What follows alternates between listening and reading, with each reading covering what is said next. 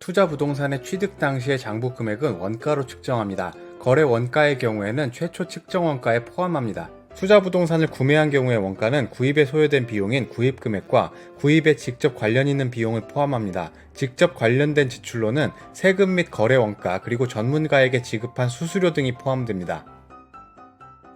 만약 자산을 할부나 후불 금액으로 취득하는 경우에는 취득 시점의 현금 가격 상당액을 장부 금액으로 합니다. 현금 가격 상당액과 추후 실제 지급액의 차액의 경우에는 이자 비용으로 인식하게 됩니다. 투자 부동산을 비화폐성 자산을 포함한 대가와 교환하여 취득하는 경우가 발생할 수 있습니다. 이럴 때의 취득 원가는 제공한 자산의 공정가치로 측정하는 것이 원칙입니다. 만약 취득한 자산의 공정가치를 측정하기 어려운 경우에는 제공한 자산의 장부 금액으로 측정하게 됩니다. 만약 교환 거래에서 상업적 실질이 없는 경우에는 공정가치로 측정하지 않고 제공한 자산의 장부 금액으로 측정해야 합니다.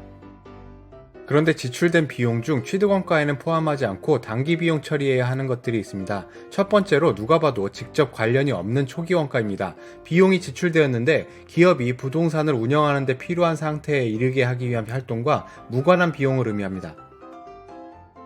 만약 부동산을 사용함에 있어 부동산이 계획대로 사용하고 있는데 아직 사용 수준이 계획한 수준대로 올라오지 않은 경우에 발생하는 부동산의 운영 손실의 경우에는 취득원가에 포함하지 않습니다. 만약 부동산의 건설 과정이나 개발 과정에서 지출된 비용 중 비정상적으로 발생한 원재료 금액, 인건비 등 자원의 낭비 금액의 경우에는 취득원가에 포함하지 않습니다. 투자 부동산을 최초 인식한 후에는 공정가치 모형과 원가 모형 중 하나를 선택해서 기업이 보유하고 있는 모든 투자 부동산에 적용합니다. 한 가지 모형을 선택한 후에 다른 방법으로의 변경은 사건이나 상황을 더욱 적절하게 표시할 수 있게 되는 경우에만 변경이 허용됩니다. 기업이 투자 부동산에 대해 공정가치 모형을 선택한 경우에는 최초 인식 이후 모든 투자 부동산을 공정가치로 측정합니다. 만약 공정가치를 계속해서 측정하기가 어려울 것이라는 명백한 증거가 있는 경우에는 예외가 적용됩니다. 투자 부동산의 공정가치 측정으로 인해 공정가액이 변동되는 경우에는 이렇게 발생한 손익은 당기손익으로 반영합니다. 유형자산의 경우에는 공정가치 변동 손익을 재평가 잉여금으로 반영하지만 투자 부동산의 경우에는 시세차익을 목적으로 보유하는 부동산이기 때문에 당기손익에 반영합니다. 투자 부동산을 최초 인식한 이후 평가 방법을 원가 모형으로 선택한 경우에는 모든 투자 부동산에 대해 K-IFRS 1016호 유형자산을 적용해서 원가 모형으로 측정하고 보고기간마다 감가상각하게 됩니다.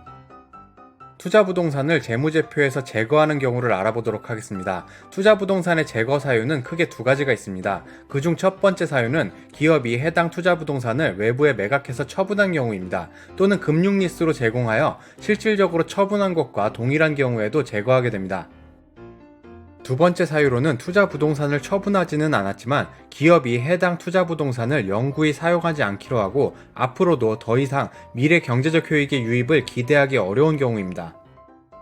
투자 부동산을 폐기하거나 처분하는 경우에 장부가액과 처분가액이 차이가 나게 되는 경우에는 처분 손익이 발생하게 됩니다. 이렇게 발생하는 처분 손익은 발생한 기간의 단기 손익으로 인식합니다. 투자 부동산의 처분 대가는 처분 시점의 공정가치로 인식합니다. 만약 유입되는 처분 대가가 현금이 아닌 경우 또는 이연하여 수취하는 경우에는 해당 대가의 현금 등가액으로 인식하게 됩니다. 향후 수취하는 명목 금액과 현금 등가액의 차액은 유효이자율법을 사용해서 이자 수익으로 인식합니다. 오늘의 영상은 여기까지입니다. 이 영상이 좋으셨다면 구독과 좋아요, 알림 신청까지 부탁드립니다. 다음에 더 좋은 영상을 올릴 것을 약속드립니다. 고맙습니다.